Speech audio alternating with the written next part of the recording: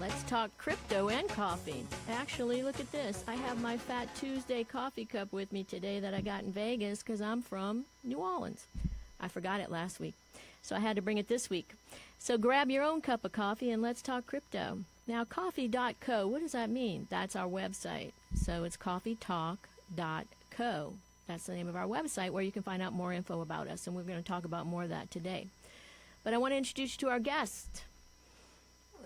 Hi, this is Denise. Denise we met at a crypto event, and okay, anyway, so throughout I'll be asking you, well, just briefly tell me what you just learned. Okay, so basically, cryptocurrency is something of exchange between, like you said, peer-to-peer, but it could be a currency, it could be a lot more than that, a lot more information is going to happen through our show. So you can always go back and listen to this. It's going to be recorded, and you can go back at home, listen to it again, and write down everything you want. Okay, and you too out there. All right, so anyway, let's talk a little bit about the history. I made a lot of notes so I also could, read it, because it's very confusing to a lot of people, but it's also a lot of technical information. Yeah. So there have been many attempts at creating a digital currency during the 90s, which a lot of people might not know, during the tech boom. But inevitably, they all failed. So there were many different reasons why it failed, such as fraud or financial problems, and even frictions between the companies and the employees and their bosses, the people that were working on it.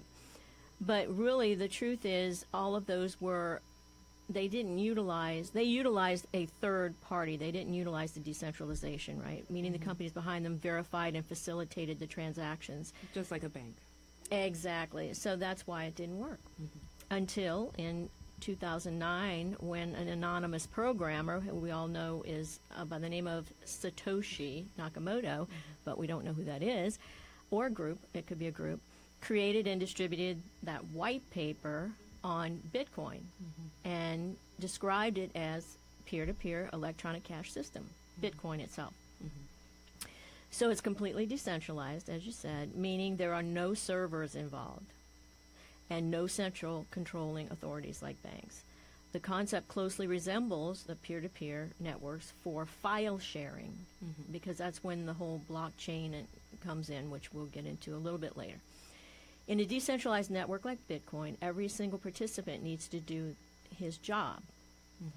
This is done via the blockchain, a public ledger of all transactions that ever happened within the network, which is available to everyone. Therefore, everyone in the network can see every account's balance. So every transaction is a file that consists of the sender's and the recipient's public keys, which is their wallet addresses, and that's why you need a wallet in order to use, cryptocurrencies, and the amount of coins transferred. The transaction also needs to be signed off by the sender with their private key. So you never want to give anyone your private key. When you go into an exchange, they'll actually keep your private key. They'll generate you a public key, and that's really what you're using when you're sending money back and forth through your wallets. And your wallets are digital as well. All of this is just basically cryptography, because we're not going to get into today exactly what cryptography is, but, we can if we need to in the future, but if not, you guys can look that up offline. But eventually the transaction is broadcast in the network, but it needs to be confirmed first. And this is when the cryptography or the cryptocurrency network, which is miners, can confirm transactions by solving a cryptographic puzzle or algorithm. They take transactions, mark them as legitimate, and spread them across the network, i.e. the blockchain. Afterwards, every node of the network adds it to its database. And that's how the blocks get started, keep going, and more blocks are made. Afterwards, every node of the network adds it to its database. Once a transaction is confirmed, it becomes unforgeable and irreversible, and a miner receives a reward plus the transaction fees. A little bit later, we'll talk about exactly what the reward is. Essentially, all cryptocurrency networks is based on the absolute consensus of all the participants regarding the legitimacy of balances and transactions.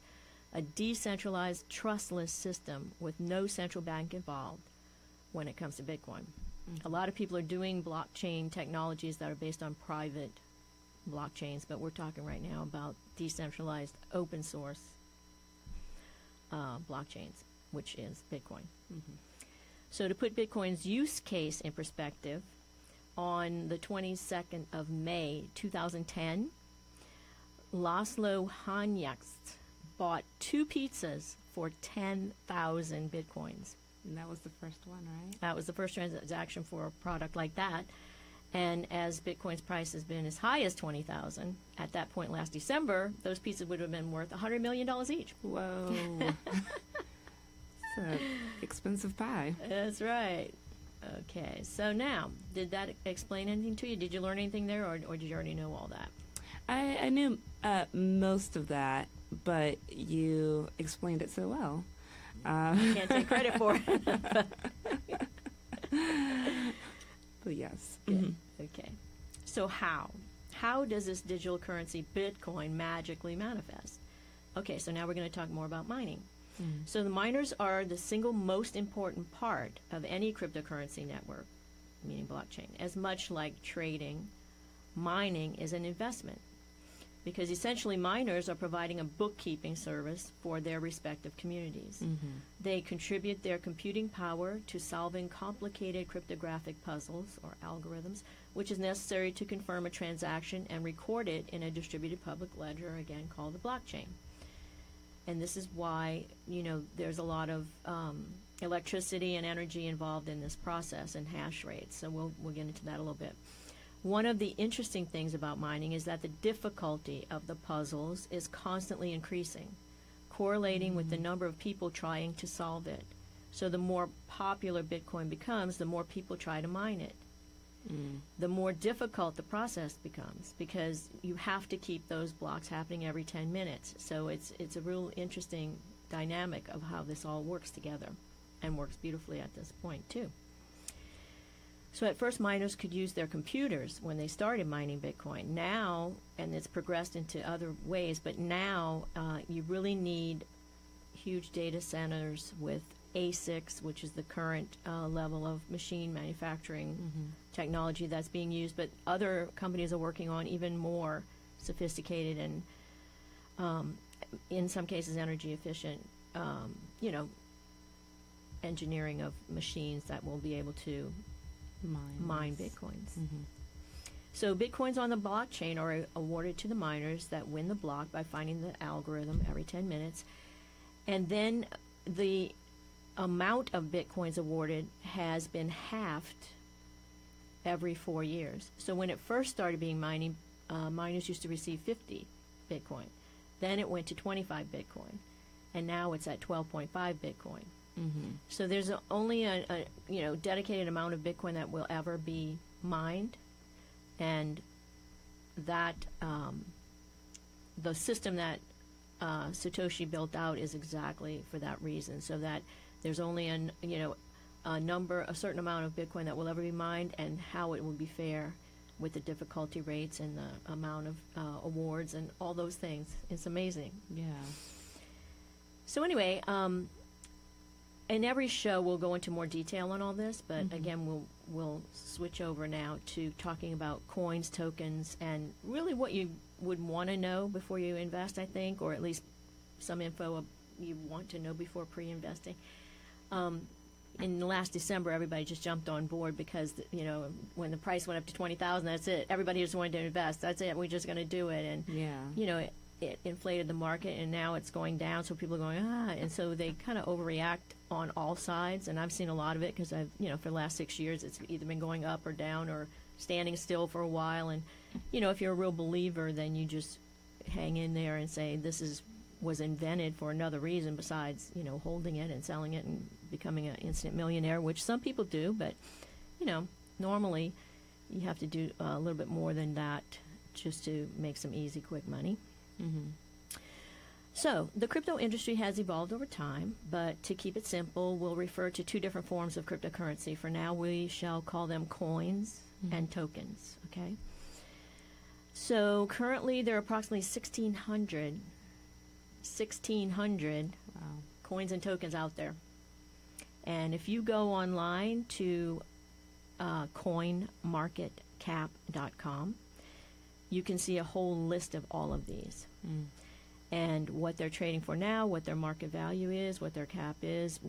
You can click on that and find out what exchanges you can buy them on. You can click probably onto their websites and find out what their technology is and what it's based on. So there's a lot of information out there. And this is something that I would hope people would want to know or get involved in knowing, not just throwing their money out there at anything, you know. This is, for me, the fun part. Like when the internet came out, and you know, you couldn't find websites, but this you can find. You can actually find, and what are they doing and how are they doing it, to know before you invest. So Bitcoin, like I said, in December was up to 20,000. Today it's you know, somewhere between 7,000 and 7,500. I mean, it's just, you know, it goes up and down depending on what market you look at too. So the market cap today is 126 billion, again according to that Coin Market Cap, and the overall total market is 278 billion. So the rest of the coins and tokens out there is about 150. So even the whole of the rest is even exceeding what Bitcoin is by itself. Wow. Together, 278. So what's the difference between these terms of coins and tokens? Again, just to keep it simple, and it's not the exact definition, but you can think of it as coins are on the Bitcoin blockchain, and tokens, most of which have been issued through Ethereum blockchain, are actually like sitting on a blockchain and are issued. So, okay, what is Ethereum? Ethereum is an open source, public blockchain-based distributed computing platform and operating system, which makes it a little different than Bitcoin's blockchain, featuring smart contract functionality. A smart contract is a computer protocol intended to digitally facilitate, verify, or enforce the negotiation or performance of a contract. So in other words, people got very excited about this type of blockchain because if you want to record real estate purchases or something else, or something that's going to happen in the future, if this happens, then this, you get this amount of money, and if this doesn't happen, then you get the, you can put that into what they call smart contracts, which are not actually legal documents according to the law, but the terminology is used in this way. A smart contract is a computer protocol intended to digitally facilitate, verify, or enforce the negotiation or performance of a contract. Smart contracts allow the performance of credible transactions without third parties. So Ethereum was proposed in late 2013 by Vitalik Buterin, and basically he was a cryptocurrency researcher and programmer. I actually sat right next to him at the first Bitcoin conference here in New York. He's just a really regular guy. So development was funded by an online crowd sale that took place between July and August in 2014. The system went live July 30th in 2015 with 11.9 million coins pre-mined for the crowd sale. This accounts for approximately 13% of the total circulating supply. So Ethereum is an open-source, public, blockchain-based distributed computing platform and operating system featuring smart contract functionality. And cryptocurrencies versus tokens. Cryptocurrencies and tokens are related but separate concepts. The term cryptocurrency and token should not be used interchangeably. Cryptocurrencies are the latest and thus far the most successful form of digital money. They are digitized currencies encrypted through cryptography. Copies of their ledgers exist in distributed form on decentralized blockchains around the world. Cryptocurrencies run on their own blockchains. But tokens, on the other hand, represent an asset or utility and exist on top of the blockchain. They are tradable goods and can represent coins, loyalty points, in-game assets, and so on. They can even be redeemable for a service an issuer will provide at a later date. Tokens can be issued on blockchains like Ethereum. The most widely used token standard today is the Ethereum's ERC20. So most tokens of those 1,600 that are out there, besides Bitcoin, have been created through Ethereum and through their ERC20. There are more platforms that are being developed now and coming out, and we'll talk about that in another show. But for right now, when we're talking about tokens, we'll talk about these tokens. So what are ERC20 tokens? In 2015, Ethereum issued technical specifications for tokens on the Ethereum blockchain. Tokens that conform to these specifications are known as the ERC20 tokens. ERC stands for Ethereum Request for Comments. Oh, okay. In essence, ERC20 tokens are smart contracts. They run on the Ethereum blockchain while tokens function within the framework set by the Ethereum team. The framework is broad enough to simultaneously allow developers considerable flexibility in the design and functions of the tokens. Most tokens are created through the ICOs, which we're getting into on Ethereum, are the ERC20 compliant. Now, ICOs, we're going to get into a little bit later, but there's been a lot of money raised through ICOs, initial coin offerings, and nowadays it's getting harder and harder for us as United States citizens to even invest, because when they were first planned out, they didn't really consider the SEC and the Securities Exchange Commission and all the regulatory issues around a lot of this. So there's been a lot of cracking down.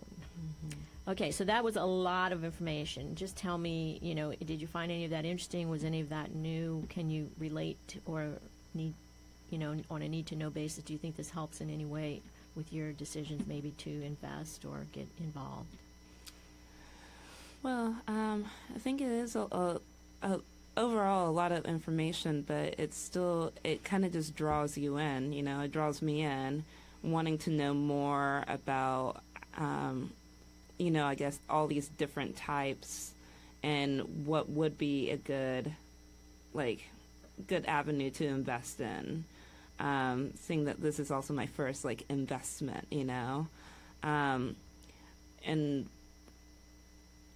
I think that this is to invest in something like this. I've never invested before because I never, I guess the world of the finance world was never called my name, because it was something I didn't know anything about. I didn't know how to get into. No one really talks about these kinds of things. So to have it broken down in this way just gives me kind of a go ahead and be like, okay, well, it seems like it can be broken down and a little bit more understandable. So let me see how I can get in and invest. Okay, So good. yeah. Well, first of all, I just want to say I'm not an investment advisor. No. I'm not an attorney. No. I'm not a CPA, even though I did I was a chief financial officer of a New York Stock Exchange company, but I didn't get my CPA, and I hired CPAs, so it's all good. But I just want to let everybody out there know that anything we say on the show is not suggested you have to do it or do that or anything like this. It's all your choice. We're just giving you as many options as we can, yes, so that you can make your own good choices. Okay, so how do you purchase or invest in cryptocurrency? Okay, it's all about wallets, digital wallets, exchanges. So today we're going to have Denise go online and open a wallet, if she can, because you were going to bring your ID and proof of residency and all that, right? Yes, I found. Oh, you found it? Okay, Yeah. Why don't you dig that out while I'm talking a little bit about this. So once you bought your cryptocurrency, you need ways to store it, and all major exchanges offer wallet services. So a cryptocurrency wallet is a software program that stores private and public keys and interacts with various blockchains to enable users to send and receive digital currency and monitor their balance. If you want to use Bitcoin or any other cryptocurrency, you will need to have a digital wallet. So many people choose to use exchanges. Much like a bank, exchanges hold your private keys, and without your private key, you really do not have ownership control, meaning there are people, and not just people, but the truth is, the experts will tell you, unless you have your own private keys, you don't own your Bitcoin or anything. But for ease of use, I have to say the truth is an exchange is easier, and in some cases, people use the exchanges and then pull their coins off of it. But I find it challenging to pull my coins off and let, you can write down your private key in a cold wallet, what they call a cold wallet, and that's just writing down your private key and on a piece of paper, which is not that much unlike money. But there are now manufacturers who are creating products that you can keep offline and store your private keys. But for today, we're just going to have Denise open an account at Coinbase.com, which is one of the majors.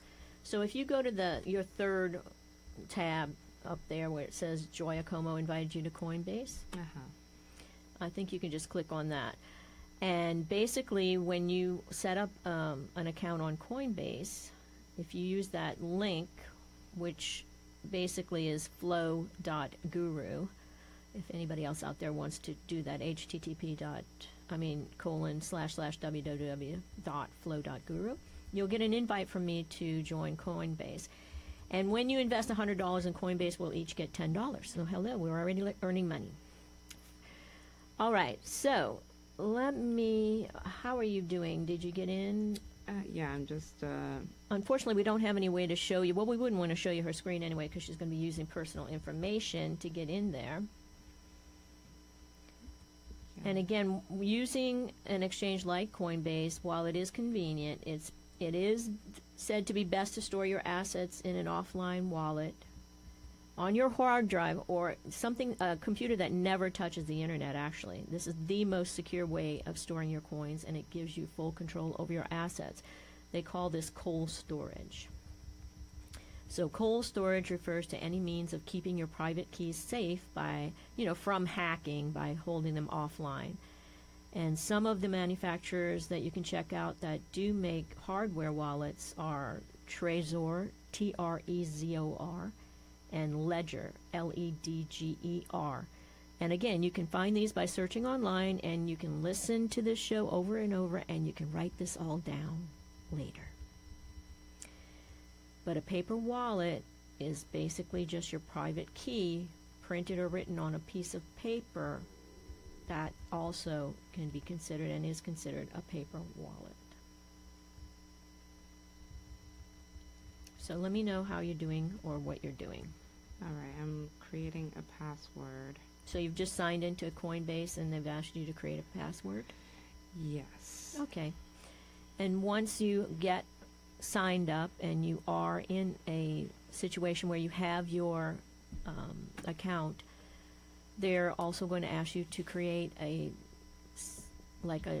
next step, a second step in order for verification, and that you will be asked every time you sign in. So this is an important time to have a piece of paper and pencil handy, because normally you might be given a 12-word seed or something else that you need to keep and have in case you ever lose your password. It's not like online when you go on and you create these accounts and you just use any old password, and then when you forget it, they said, oh, you forgot your password? No problem. And they send you another one and you can redo it. No, that doesn't happen. Yeah. You have to remember everything when you're involved with cryptocurrencies, because you will lose your money if you don't. That's basically just the way it is. All right. I think I'm ready here. Okay. So ready meaning? Talk us through what you're doing. Talk the audience I'm through. just filling out the information. I just created a password. Actually, I want to go back and make sure I have, I wrote down a password, and I'm going to type it in all over again to make sure that it is correct. Yes, definitely. That's a good idea. So everybody out there, if you want to open a wallet, right now, you can go to http://www.flow.guru. There will be an invitation for me to set up your account at Coinbase. You click on that. Then just like any other thing, you would set it up with a password, but you want to make sure that you write down your password. I keep one of those little sticks, with all my passwords and everything that has to do with my accounts, and I keep it separate offline. That's how I keep my Persei wallet, even though it's in Coinbase or any other exchange. You still don't have access to your private keys, though, so that's the other thing. Okay, so while Denise is doing that, what are you doing right now? Just in the mic. I'm confirming that I am not a robot. Okay, well that's good. Not yet, anyway. If you listened to our show last week, we had a gentleman here that was doing an ICO for a legal ICO that was for a company called Chimera, and according to him, everything is going to be a robot, maybe even the president one day. But anyway, getting back to what we're doing here on our show this week, and I will post that on our website, http://www.coffeetalk.co. And when you go on the website, you will be able to see our shows in the past, so you can listen to him talk all about that at another time. But anyway, talking a little bit more still about what's going on with cryptocurrency these days for investing, regulation, and taxation. So I've heard a lot of people, believe it or not, say that they have been told by people that if they invested with them in cryptocurrencies, that they would be able to not pay taxes on it. And basically that is totally not true. Yeah, I know. There's no way to avoid paying taxes out there, guys. If it's, if you make money on something, whether it's a tangible asset as cash or a cryptocurrency or any other thing, the IRS wants their piece of it, okay? Now, the IRS did come out early on and stated that cryptocurrencies or Bitcoin in general, specifically, would be treated as property. But other countries have established different definitions. Some say it's cash, some say it's this and that. It's really depending on the jurisdiction. But in the United States, it's considered property. But as this industry has evolved very quickly, the regulatory agencies haven't really caught up. They're catching up really quickly right now, though. They're all coming out with new regulations, but it's not really clear yet because there's so many agencies involved. So there's the SEC, the Securities Exchange Commission. There's FinCEN, who regulate money transmitters. Now, in the beginning, we all, we can just buy and sell from each other. We can, buy some coins, we can sell to each other, we can do all these great things, and then people started going to jail for being money transmitters, so that stopped, hopefully. But also there's the CFTC, the U.S. Commodities Futures Trading Commission, which is tasked with maintaining open and safe markets, because now cryptocurrencies are going into being traded as futures and all kinds of things being traded on exchanges. So how are you doing, Denise? Well, it's saying that it's sending me an email, so I'm confirming everything, but I haven't gotten that email yet. So okay, well, the process. It's the process could take hours, tell you the truth, depending on what exchanges you're signing up for and what information they're asking you for. That's why it's interesting to see, what they're exactly asking you for step by step, so people out there know. Okay, so investing and all other areas of the crypto market grew so quickly through the evolution of creating these ICOs, these initial coin offerings, basically that were modeled after the IPOs, the initial public offerings, but without the SEC filing component. So companies just started raising tens of millions of dollars and just, to create their technology that they're going to be using with their tokens, but no regulation was really involved. And so that's what's happening. The SEC is going out now and calling a lot of these companies in even the exchanges in, even the miners in, and basically it's an interesting time right now for cryptocurrencies in the United States anyway. Most of the ICOs that are going out, even if they're based in the United States, are going to every other country in the world and not here. But as I mentioned last week, I did interview the legal ICO, which meant they already filed with the SEC, so they have permission to talk about what they're raising and how they're raising it in the United States. But they are still raising most of their monies outside of the United States, because you have to prove in the United States that you are taking money from a sophisticated investor, which means you have to have made $200,000 a year for the last 2 years, or as a couple $300,000 a year, or $500,000 in assets for those specific SEC filings that they applied for. So it's limited, and you have to prove that. So you have to have money. Well, to invest in an ICO in the United States, that has been or will be approved by the SEC. There are different filing regulations and amounts you can raise and how many people you can raise it from, and if they have to be a sophisticated investor, which we just discussed, or not.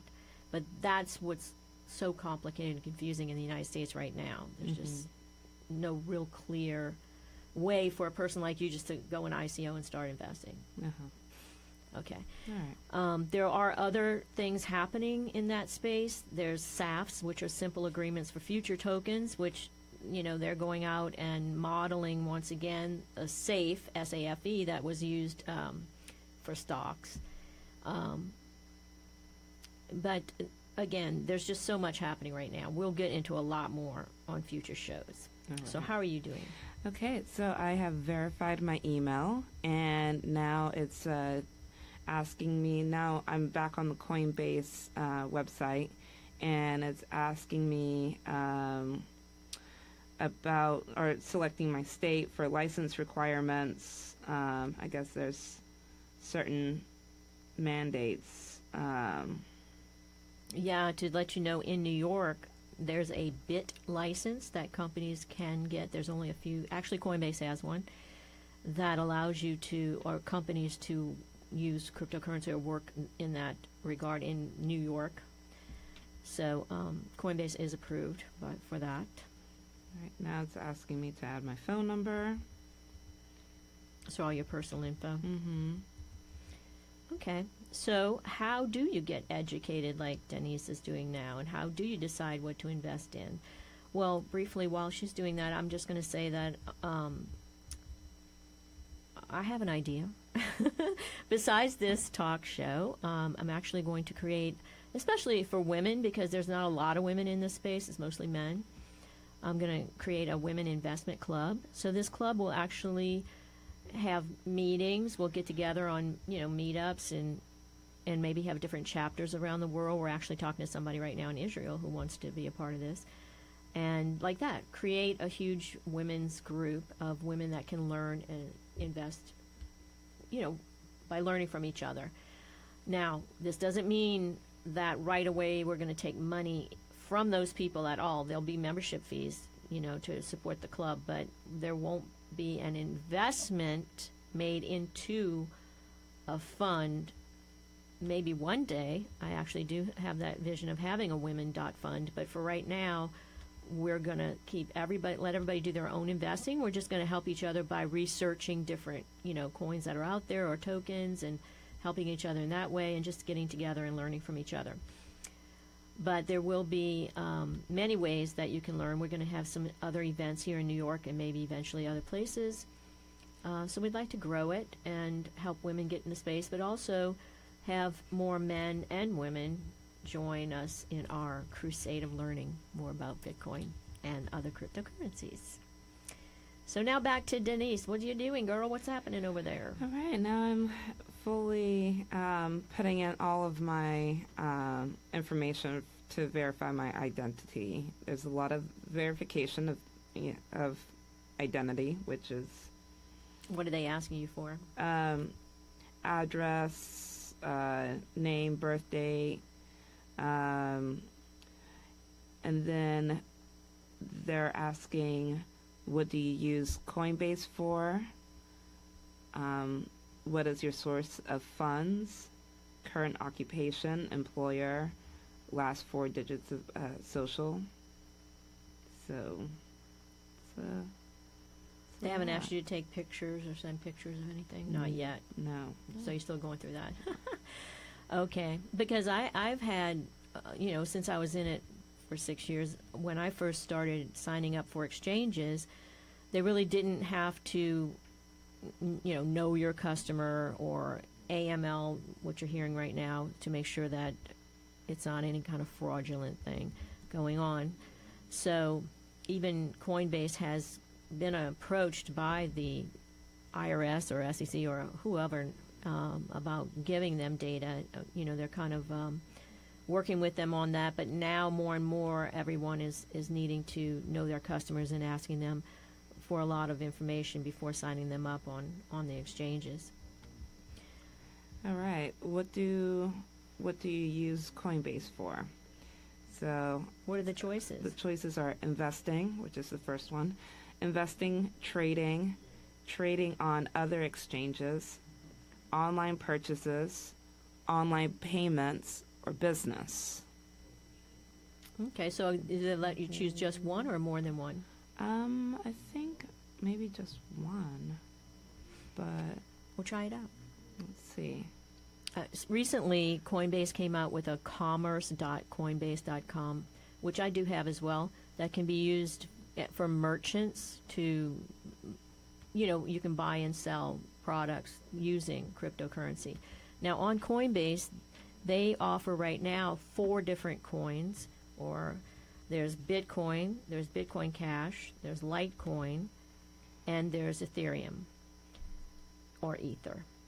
But in the future, they've announced that they are going to start having ERC20 tokens. We don't know which ones, but they are expanding what they're going to be having on their exchange. Now, Coinbase does have a sister organization or brother organization, I don't know what you call it, but it's GDAX, GDAX.com, which is a trading platform.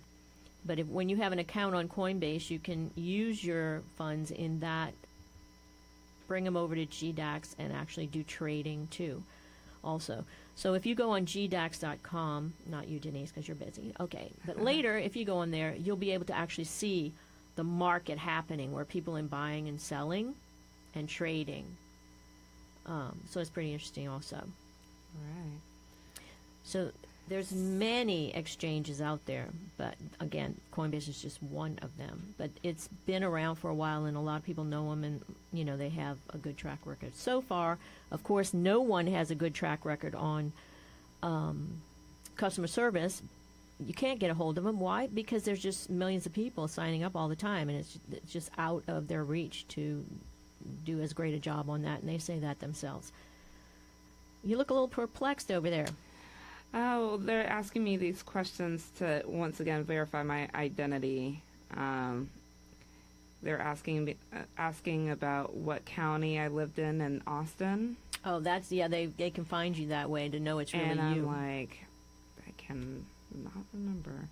They don't give you choices? They're not giving you choices? They give you choices. I'm just like, I cannot remember what county that was in. Is that the only option? They're not asking more questions? Do you have to have an answer for that one? I don't know. Let me see. Hopefully I'll pass all this. Oh, I did. Okay, I'm in.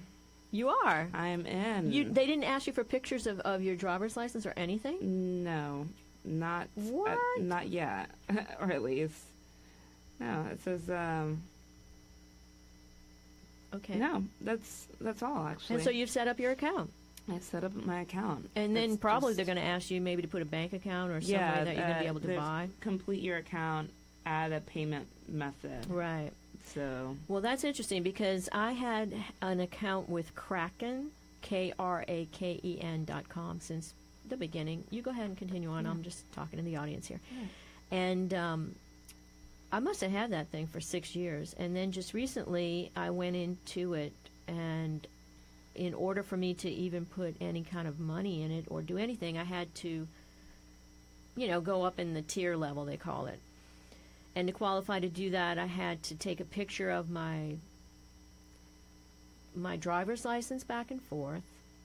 I had to have a proof of residency with like a utility bill or something, and other things. But the interesting thing is that it made you have exactly the right size DPI, you know what I mean, the size of the picture. Oh. And for some reason, I just, it had to be less than 300 and more than whatever it needed to be. It wasn't actually working, and I resized it so many times, and it literally took me weeks because I just let go of it and then went back and forth. So if you can, and actually my sister set up a Coinbase account, and she was saying it took her a while to get some things. So I think the mad rush of the December is over, and they've been able to compensate now and have it be easier for people to sign up. So that's good. Yeah, it's probably calming down. So now they're asking me to add an account, like a bank account, and they say either use my bank account, which they say invest large amounts, and the trades may take up to 4 to 5 days to process, and it says that is the way that's recommended. But then they have the option of doing adding your account through your debit card, invest small amounts, so any Visa, MasterCard, debit card, and then or the last option is wire transfer to invest large amounts. Wire funds directly into your Coinbase, used for large single transfers. Yeah, so I'll just tell you that one, the transfer, I've done all of those. The transfer will cost you, depending on your bank, usually about $40, because they charge you and your bank charges you on both sides for, but that's immediate. So if you want to immediately get cash into your account because you want to make a trade or something quick, that's your option. The credit card or debit card or whatever, when I first started working with Coinbase, that's what I used to do because it was just easy. You could do it right there. You could use your credit card. But now the credit card companies have gotten smart, and they start charging you like it's cash. And if you do that and you have a balance on your credit card, you will never stop paying the 25% interest on that money that you took as cash until your whole card is paid off, no matter what balance you had on it to begin with. In other words, if you had $1,000 on there and you added $1,000, that $1,000 you just added is going to stay on there until your account's at zero. Yeah. So that's not a good option anymore for me. And I actually made a mistake because when it was so hectic and everybody was trying to do trades, one day I was just trying to make a trade, and it wasn't going through. So the third time I did it, it automatically goes back. It automatically went back to my bank account instead of the credit card. This was before, they started charging and it came out of my bank account instead of the credit card, and I didn't have the money in my bank account, so I had to go, immediately get funds and put them in there. And so anyway, what I'm saying is just be really slow and careful, and just really refocus every single time, because if for some reason they are jammed up and you think you've pressed the right button the first time, and it might have gone into something else, the second time. So just re-look every single time of those options when you are making a trade. Now, the first option about sending money that takes 5 to 7 days, I've had it take up to 10 days, but you can send money from your bank into your Coinbase account. Once it gets there, and again, who knows when it gets there, then you'll have the money. I'm thinking that you have to have the money. I'm not sure. I think you have to have the money in there before you can make the trade, but But if you buy it at a certain price and then you get the money in there, they might honor that. I don't think so. I don't know. Things might have changed since then, so I don't want to say. But that's the options. That's pretty much, your options. Yeah. Well, I mean, I can go. First of all, I don't have a credit card. I have a debit card, but I don't do credit cards because I just. Yeah, you don't have to tell us what you do. I mean, we don't Yeah. you have to get that specific. But so I mean, I can do. I mean, you don't have to do it today, but Yeah. basically you can choose to just send some money at a future date and get started that way. yeah. If you choose to do it. Now, here's another option, though. You saw where they asked you, what are you going to use this for? Are you going to use it for other exchanges? Now, this is the thing. Most exchanges, won't take USD money. That's why I like Coinbase, because you can actually put USD in it. You can buy, say, Ethereum, or Bitcoin. And then you can use that money or that, those That coins. currency. Yeah, that currency, cryptocurrency, to buy other coins or tokens. Okay? So most other exchanges, you would then take and transfer money from, say, the ones you just bought. You would take, if you wanted to buy, name another coin that you might know. Do you know another coin or a token that you've heard of that you would consider looking into? Not yet? Okay. I just don't want to give anybody free advertising if Yeah, you don't know I'm it. like.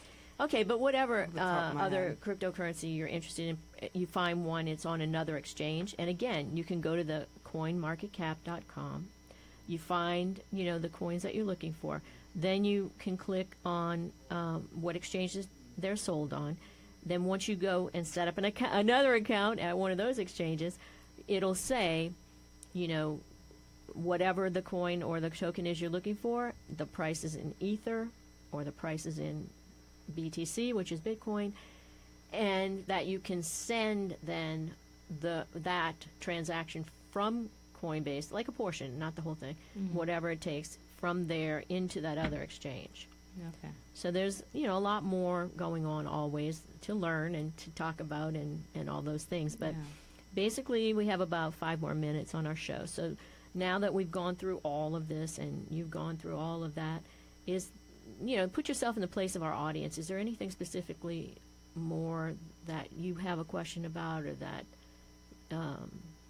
again, saving major things for other shows, what we've covered on today's show, is there anything else that is out there that you would like to ask? Or actually, you know what? If you out there, the audience, has questions, you can call in too. Our call-in number is 888-874-4888. Well, I guess for me is, I guess like to figure out like what does it all mean in the sense of like how much are you, like when you invest into, like, I know you can't tell me exactly how much to invest, but like what am I going to be looking for moving forward for my first step, like. Okay, well, what I would say is you invest what you can afford to lose. You know what I mean? Start out by investing what you can afford to lose. Let's just say it's $100, okay? There's 4, like say if you were just going to stick on Coinbase, there's 4 currencies there. Your strategy could be just to invest 25 in each. I mean, it's that simple. You don't have to, again, just start playing with it first with amounts that you can afford to lose. And then you can, let's say you did that, 25 each, then you could actually, I'm into spreadsheets, you might not be, but you can actually monitor them and see, this is what I paid, this is what it is today on that coin market cap. You can look at them and say, this is what it is today, and this is how much I'm making or losing. And you can even check, wow, I made more money on this coin than I did on that coin. You know what I mean? You can just start by playing with it, okay? Again, out there might be, investors that invest billions of dollars. Fine. I'm just talking to you, Denise, that, might just want to get started with a little bit of money and just start the process. Yeah. Does that answer your question? That's perfect. Yeah, I just want to learn how to, just taking that first step, just to start. $100, I think that's great. It puts me in the game, but it doesn't steer me away. Or like if I lose that, I'm gonna be like, oh well, lesson learned. But if that grows into something more, then awesome. Right. And then, little by little, you get more confidence and you can do more research and you get more involved and you can do more. But it's a good start. I do want to say that, well, actually, I wanted to say something now. I'm kind of forgetting what I wanted to say, but, this is what I wanted to say. I really want to say this. When you said lose money, you don't lose money until you sell it. Okay, that sounds like advice. Stop. Okay, I'm just saying. People overreact a lot of times and, hurry up to sell, hurry up to buy, whatever. You really, just like in stock, you're not really losing money. Technically, you lost it, but you don't really lose it until you sell, meaning you'll never get it back. Mm-hmm. There is always a chance for something to go up if you still have it, right? So, okay, yes, no. That's not advice. I'm just saying from my experience. No, just some clarification. Yeah. That's good. I mean, that's my definition. It might not be other people's, but... Okay, so, all right, is there anything else? I think that's all on my end. Well, good. Yeah, well, thank you so much for coming and being with us today. I do want to say that on future shows, we're going to be dedicated to certain topics like mining, right? Are there other specific, we didn't even go over everything I wanted to go over today, but are there other specific topics that you would want a show to be based around? Yeah, definitely mining. I think just a little bit more on Ethereum and the different kinds of coins and tokens. Also, just maybe kind of like a breakdown. We can research on our own, but it would be nice to have like a kind of overview of like these coins and these tokens are doing this and doing that. So do you think it would be fun to have a club where we'd actually research more and more? And I would love that. Yeah. Great. Cool. All right. Well, we're going to do that. Okay. Anything else? I think that's all. All right. Well, if there's no questions out there, I don't hear the phone ringing. So maybe in the future, Denise will call in or somebody else will have some other questions that they can ask. But just to let you know, the other elements of our program, today we focused on what, how, when, but there's Show Me the Crypto, Women Wednesdays. We have a meetup on Wednesdays. So we have meetups. And again, you can go on our website at coffeetalk.co and find out more about this. We have Perfect Pitch. So if you have an ICO, a legal ICO that you can talk about, we'll invite you to come on the show. Blockchain and cryptocurrency jobs, because in the future or even now, that's a big topic for everyone. And then you can always call in and come to our events and participate in our club and do all those fun things. So let's talk crypto. We're going to be having all this stuff going on in the future and now. And to find out more about me, you can go talk, again on coffeetalk.co. But just a little bit, I founded this because I really want to help educate women and everyone on cryptocurrency, because many people were always coming to me and asking me to help them. So I thought, well, this is a good way to do it, right? It's a great way. Good. I appreciate it. Excellent. All right, Denise, thanks so much for being here. Thank you, Joya. And join us every Tuesday here on PRN.FM, 11 o'clock. And have a great cup of coffee. What else can I say? Okay.